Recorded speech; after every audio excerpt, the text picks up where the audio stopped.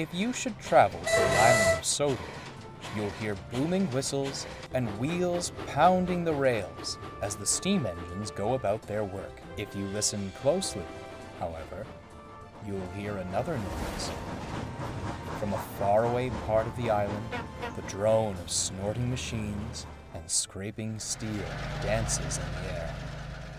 These are the sounds of the ironworks. Ari and Bert seldom ventured outside the ironworks. Their yard is littered with scrap, which they spend their days shunting to the smelter's shed. Lately, there seemed to be more to melt down than ever.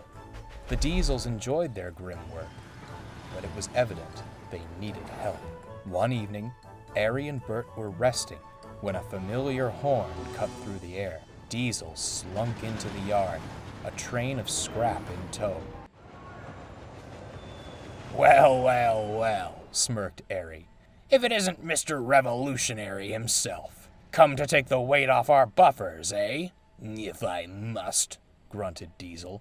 Though I should be out taking work from those rotten steam engines on the main line, not tucked away here. I'll bet, teased Ari. Well, we'd love to be dazzled by your greatness. Take your train to the shed, and we'll get started.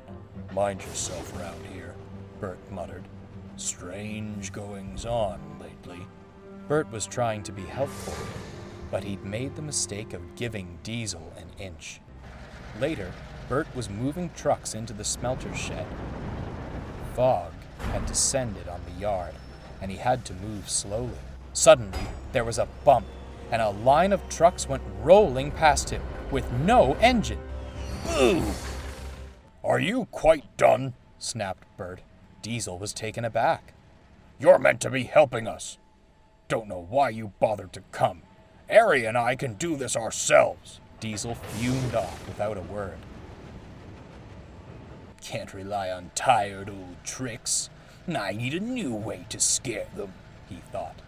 The echoes of the smelting sheds faded as Diesel ventured further into the sidings.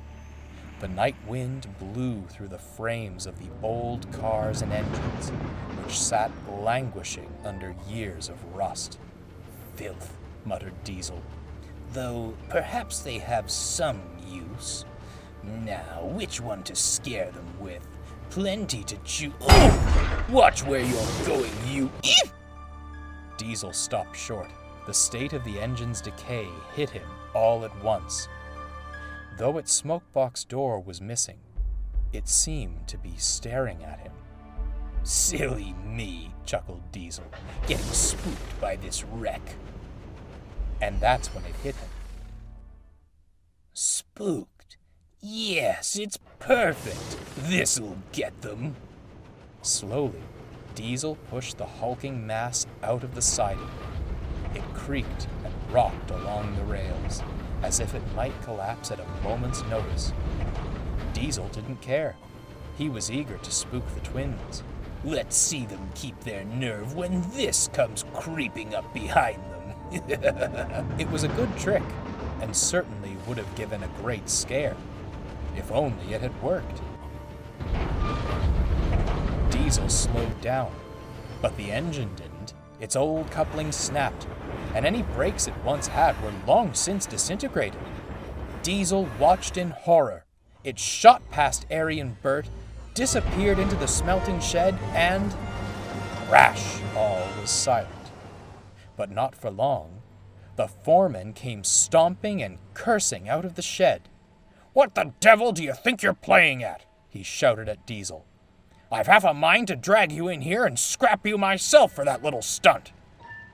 You take that iron beast back where you found it this instant, and you can stay with it, unless you plan on smartening up. Speechless, Diesel rolled into the shed.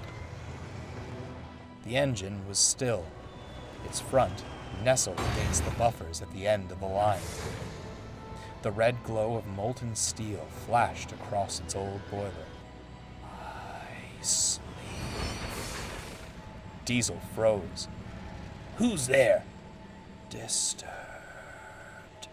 I sleep. Very funny, you two.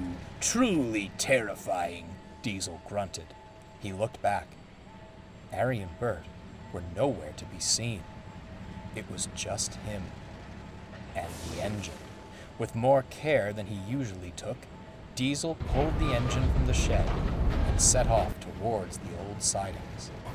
As he pushed it back where it came from, the fog grew thicker and brought with it an eerie stillness. The yard lights began to flicker. Diesel glanced around. He thought he could see pale fireflies dancing in the night. Suddenly, the lights cut out. The fireflies grew brighter, revealing dark shapes behind them. Diesel squinted, and that's when it hit him. They weren't fireflies. They were eyes, peering out from the twisted remains of engines past. You disturbed my sleep! "Ooh!" shrieked Diesel, and he raced away as fast as he could, while the engine and its spectral friends vanished in the mist.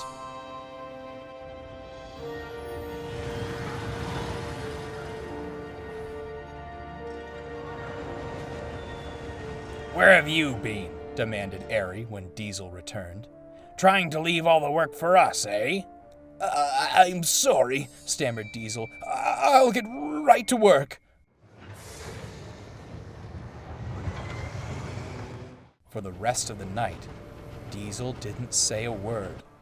He worked without fuss and gave the twins a run for their money.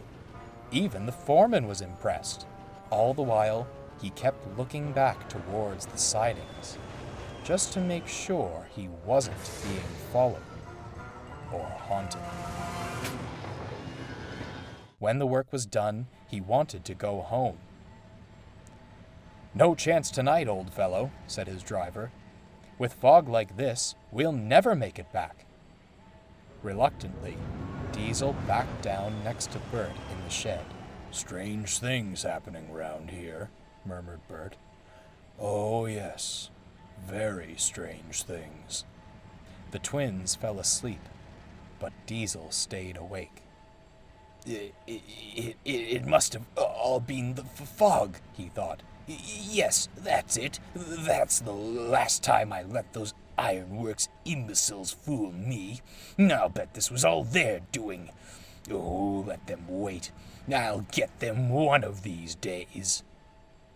With that, Diesel fell asleep, having assured himself the old engine and its ghostly companions were all in his mind.